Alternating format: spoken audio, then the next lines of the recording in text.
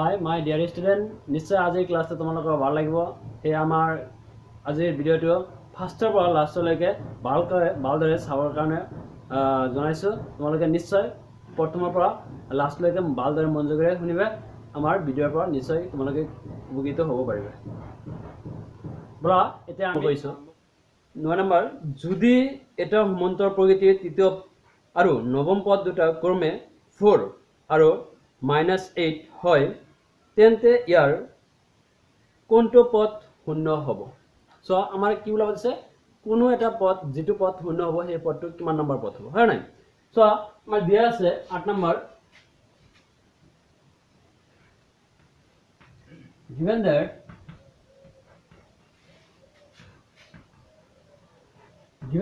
দিয়া আছে কি দিয়া আছে যে তৃতীয় পদ আৰু কিমান পদ দিয়া আছে, নৱম পদ। তেনেহলে তৃতীয় পদ মানে আমি কি লিখিব পাৰো, a3, মানে তৃতীয় পদ হয় নাই? তৃতীয় পদৰ সূত্ৰ কি আছিল যে প্ৰথম পদ প্লাস মানে a প্লাস d ৰ সংখ্যা, আমি কৈছো যে যিমান সংখ্যক পদ হ'ব তাতকৈ d ৰ সংখ্যা কি হ'ব, এটা কম হ'ব, হয় নাই? তেনেহলে কিমান হ'ব, টুৱাইস d ইকুয়াল টু কিমান দিয়া আছে, তৃতীয় পদটো দিয়া আছে আমাৰ কিমান, 4। এটা আমি কিমান নম্বৰ দিছো, 1 নম্বৰ। আৰু কি পদ দিয়া আছে, নৱম পদ মানে 9 নম্বৰ পদ। তেনেহলে a9 কিমান, a9 ইকুয়াল টু কিমান হয়, প্ৰথম পদ প্লাস কিমান হ'ব, আমাৰ ইয়াত কিমান আছে 9 নম্বৰ পদ। তেনেহলে d ৰ সংখ্যা এটা কম হ'ব, তেনেহলে 9 আছে কিমান হ'ব, 8d ইকুয়াল টু এটো কিমান দিয়া আছে, -8। এটা আমি লৈছো 2 নম্বৰ। সো আমি কি কৰিব পাৰো, তেনেহলে এই ক্ষেত্ৰত আমাৰ যিকোনো এটা পদ উলিয়াৰ ক্ষেত্ৰত আমাৰ a ৰ মান আৰু কাৰ মান উলিয়াব লাগিব, d ৰ মান, হয় নাই? কাৰ মান, a আৰু d ৰ মান। তেনেহলে আমি কি কৰিম, 1 নম্বৰ পৰা 2 নম্বৰটো বিয়োগ কৰি দিছো। 1 - 2 implies that 1 ৰ পৰা 2 বিয়োগ কৰিলে কি হ'ব, তেতিয়া আমি জানো যে বহুপদ চেপ্টাৰত তোমালোকে নিশ্চয় পাইছা যে কি হৈছে, যদি আমাৰ কি কৰিব লাগে, বিয়োগ কৰিব লাগে, তেনেহলে ওপৰৰ সংখ্যাটোৰ পৰা তলটো কৰাৰ ক্ষেত্ৰত কি হ'ব, তলৰ সংখ্যাবিলাকৰ চিন যিবিলাক আছে সেই চিনখিনি কি হৈ যাব, চেঞ্জ হৈ যাব, হয় নাই? সো তেনেহলে আমি কি কৰিম, এইটো প্লাস আছে এটো কি হৈ যাব মাইনাস, এইটো প্লাস আছে কি হ'ব মাইনাস, এইটো মাইনাস আছে এটো কি হ'ব প্লাস, হয় নাই? সো তেনেহলে এটা প্লাস 1 আছে, এটা মাইনাস 1 আছে, তেনেহলে কি হৈ গল, বিয়োগ গলে কিমান থাকিব, 0, হয় নাই? 8d ৰ পৰা 2d বিয়োগ কৰিলে কিমান হ'ব, 6d। 8d ৰ পৰা 2d বিয়োগ কৰিলে কি হ'ব, 6d। আকৌ দেখা যে 8 ৰ আগত 8 প্লাস আছিল, প্লাসটো কি হৈ গৈছে মাইনাস, তেনেহলে এইটো কি চিন আহিব, মাইনাস, কিয়নো ডাঙৰ সংখ্যাৰ আগত মাইনাস আছে। ইকুয়াল টু এইটো মাইনাস আছিল, কি হৈ গৈছে মাইনাস আছিল, এইটো প্লাস হৈ গৈছে, তেনেহলে 8 আৰু 4 প্লাস কৰিলে কিমান হ'ব, 12। 8 আৰু 4 প্লাস কৰিলে কিমান হয়, 12। বা আমি কি কৰিব পাৰো, ইয়াৰ পৰা যদি আমি কি কৰো, d টো ৰাখি দিও, তেনেহলে 6 টো ইফালে যোৱাৰ লগে লগে ইফালে d টো কি হৈছে, d লগত 6 - 6 কি হৈছে, পূৰণ হৈ আছে, হয় নাই? তেনেহলে ইফালে যোৱাৰ লগে লগে কি হৈ যাব, হৰণ হৈ যাব নিশ্চয়। তেনেহলে আমি কি কৰিম, এইটো 12 ডিভাইডেড বাই কিমান হ'ব, -6, বা d ইকুয়াল টু কিমান হ'ব, প্লাস মানে আছে -6, 12 ক 6 ৰে ডিভাইড কৰি কিমান হয়, 2। d মান কিমান হ'ল, d মান হৈ গল -2, হয় নাই? তেনেহলে আমি কি কৰিব পাৰো যে 1 আৰু 2 ৰ পৰা কি পাওঁ,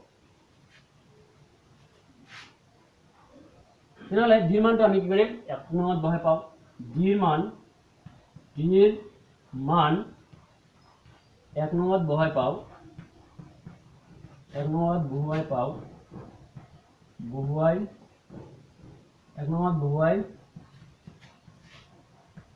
পাওঁ। 1 নম্বৰত বহাই আমি কি পাওঁ, তেনেহলে 1 নম্বৰত আমি d ৰ মানটো বহাই দিম। 1 নম্বৰত কিমান আছে, a প্লাস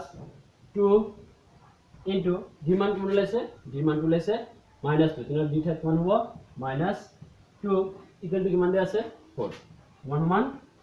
4। সো এই ক্ষেত্ৰত আমি এইখিনি আকৌ কি কৰিব পাৰো, যে আমাৰ a আমাৰ ইফালে আছে, তেনেহলে আমি ইয়াৰ ইফালে কৰিম, এইখিনি কিমান হয় চাও। মই যোৱা এইটো লিখিছো, বা a 2 ইনটু 2 কিমান হ'ব, 2 ইনটু 2 মানে 4, মাইনাস আৰু প্লাস কিমান হ'ব, মাইনাস, মানে কিমান হ'ব -4 ইকুয়াল টু ইফালে কিমান আছে 4, বা a equal to minus 4 to ইফালে মাইনাস আছে ইফালে যোৱাৰ লগে লগে কি হৈ যাব প্লাস হৈ যাব নহলে 4 প্লাস মান হ'ব 4 বা a ইকুৱেল টু কিমান হ'ব 4 প্লাস 4 মানে কিমান হয় 8 a মান কোন লৈছে 8 b মান কোন লৈছে -2 তেনেহলে আমাৰ কোন এটা পদ কোনটো পদ শূন্য হ'ব সেই ক্ষেত্ৰত আমি লৈছো শূন্যটো এটা কি nতম পদ কি an ইকুৱেল টু লেট ধৰা হল an ইকুৱেল টু কিমান শূন্য এটাকে আমি জানো যে কি জানো যে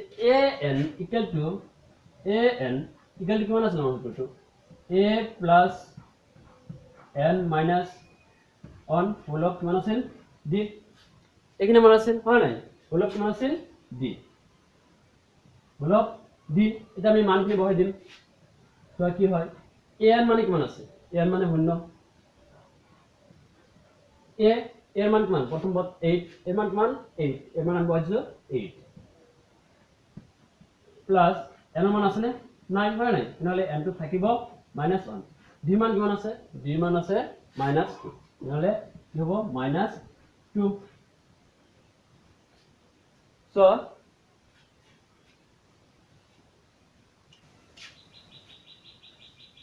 নহলে আমি কি লিখিব পাৰো সো 8 টো ইফালে প্লাস আছে ইফালে হলে কি হ'ব মাইনাস নহলে কিমান হ'ব -8 ইকুৱেল টু কিমান আছে n -1 n -1 হোল ইনটু কিমান হ'ব -2 কিমান -2 আছে হয় নাই এই -2 টো ইফালে কি আছে পূৰণ আছে ইফালে আহিলে কি হ'ব হৰণ নহলে -8 ডিভাইডেড বাই কিমান হ'ব -8 ডিভাইডেড বাই এটো কিমান আছে -2 ডিভাইডেড বাই 2 এটো কি হল কাৰণে এটো পূৰণ আছে ইফালে আহি কি হল হৰণ ইফালে কিমান থাকিল n -1 সো এটা কি হয় মাইনাস মাইনাসে প্লাস মাইনাস মাইনাসে প্লাস 2 8 অফ 2 ডিভাইড কৰি কিমান হ'ব 4 equal to n -1 so n to ইফালে কি আছে মাইনাস ইফালে কি হ'ব প্লাস নহলে 4 প্লাস 1 ইকুৱেল টু n হয় 4 প্লাস 1 কল কিমান 5 তাৰ মানে কি লিখিব আৰু n ইকুৱেল টু কিমান 5 n ইকুৱেল টু কিমান হ'ব 5 তাহলে আমি যেটা আমৰা শূন্য হব এই শূন্য কিমান নম্বৰ পদ হ'ব 5 নম্বৰ পদ এটাকে সমান্তৰাল প্ৰকৃতিৰ এটাকে প্ৰদত্ত সমান্তৰাল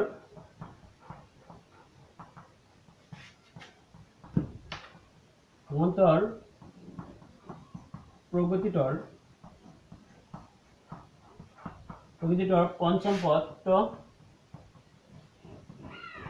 পঞ্চম পদটো সমান শূন্য হয় 5 নম্বৰ পদটো কিমান শূন্য সো নেক্সট আমি এটা কৰিম তোমালোকে এখানে আমি সমাই দিছো তুল্য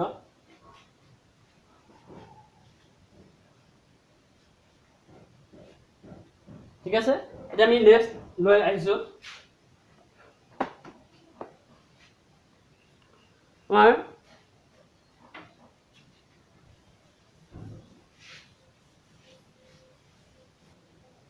10 নম্বৰ হয় নাই মান নম্বৰ 10 নম্বৰ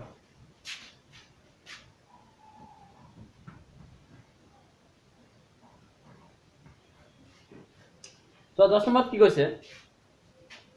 এটা সমান্তৰাল প্ৰকৃতিৰ 17 তম পদটো 10 তম পদতকৈ হাত ডাঙৰ কিমান ডাঙৰ হাত ডাঙৰ সমান্তৰাল প্ৰকৃতিৰ সাধাৰণ অন্তৰ নিৰ্ণয় কৰা তাৰ মানে আমাৰ সাধাৰণ অন্তৰ প্ৰকৃতিৰ যেটো d মান সেই d মানটো কি হ'ব লাগিব ওলাব লাগে হয় নাই সো তেনেহলে আমি কি দিয়া আছে given that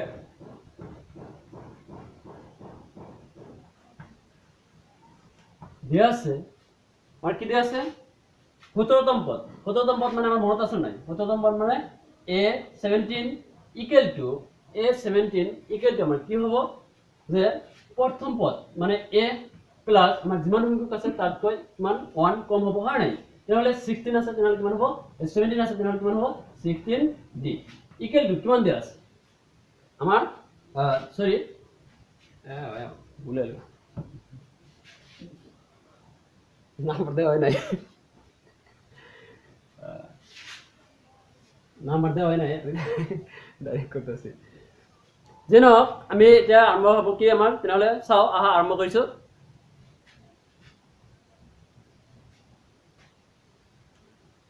এতিয়া তেনেহ'লে কি হ'ব আমাৰ প্ৰশ্ন মতে কি কৈছে যে একৰ্ডিং টু কোৱেশ্চন যে 17তম পদতকৈ যেটো আমাৰ 10তম পদ আছে সেই পদতকৈ 17তম পদটো কিমান বেছি আছে 7 বেছি আছে তেনেহ'লে আমি কি লিখিব পাৰো যে a17 কিমান a17 মাইনাস a কিমান আমাৰ 10 কিমান বেছি আছে বিয়োগ কৰিলে আমি কিমান পাম বেছি মানে কি ডাঙৰটোৰ পৰা যদি আমি সৰুটো বিয়োগ কৰো তেনেহ'লে আমাৰ বেছি থকাখিনি ওলাই যাব হয় নাই তেনেহ'লে আমাৰ কিমান হ'ব 7 কিমান বেছি আছে 7 সো 7 বেছি থাকিলে আমি এতিয়া কি কৰিব পাৰো তোমালোকে নিশ্চয় জানা যে আমাৰ কি আছিল যে এটো যেটো সূত্ৰ আছিল এই সূত্ৰটো কি আছিল যে যেটো 17তম পদ তাৰ সূত্ৰ হ'ব a প্লাস আমাৰ কিমান নম্বৰ পদ 17 পদ তেনেহ'লে 16 কি হ'ব d মাইনাস কিমান হ'ব ইয়াৰ পৰা কৰিলে তেনেহ'লে আমাৰ 10তম পদৰ ফৰ্মুলা প্ৰথম পদ প্লাস মানে a প্লাস কি হ'ব 9 d ইকুয়াল টু কিমান আছে 7 তো এটা আমাৰ কি হয় a plus 16 d a2 নমাই লৈছো 16 d2 নমাই লৈছো এটো প্লাস মানে আছে মাইনাস a প্লাস মানে আছে মাইনাস 9 d ইকুয়াল টু 7 এটা কি হল দেখা হল যে এটা এর পৰা যদি এটা বিয়োগ কৰা হয় তেনেহলে কি থাকিব 0 হয় নাই কিমান থাকিব 0 কারণ আমাৰ ইয়াত না থাকে তেনেহলে লিখো তেনেহলে আকৌ আছে কি 16 d পৰা যদি আমি কি কৰো 9 d বিয়োগ কৰি দিও তেনেহলে কিমান থাকিব নিশ্চয় 7 হয় নাই আমাৰ কিমান থাকিব 7 d ইকুয়াল টু কিমান হল 16 d পৰা যদি আমি 9 d বিয়োগ কৰি দিও তেনেহলে কিমান হ'ব 7 d ইকুয়াল টু কিমান থাকিল ইকুয়াল 7 সো এটা আমি যদি d2 ৰাখি দিও কি ৰাখি দিও d ৰাখি দিলে 7 d ইকুয়াল কি হ'ব হৰণ 7 ডিভাইডেড বাই 7 কিয়নো এই 7 টো d লগত পূৰণ আছে নহলে ইফালে কি হ'ব হৰণ হৈ যাব হয় নাই 7 7 ক ডিভাইডেড কৰিলে কিমান হয় সো 7 7 ক ডিভাইডেড কৰিলে কিমান হয় 1 নহলে আমাৰ ডিমান হৈ গল 1 অৰ্থাৎ আমাৰ কি সাধাৰণ নম্বৰ কিমান ওলাই গৈছে কিমান ওলাইছে 1 যদি আমাৰ ভিডিওটো ভাল লাগিছে তেনেহলে নিশ্চয় তোমালোকে সাবস্ক্ৰাইব কৰিবা আৰু যদি ভাল লাগা নাই তেনেহলে সময় নষ্ট নকৰি আমাৰ ভিডিওত এটা ডিসলাইক মাৰি দিবা এটাকে প্রদত্ত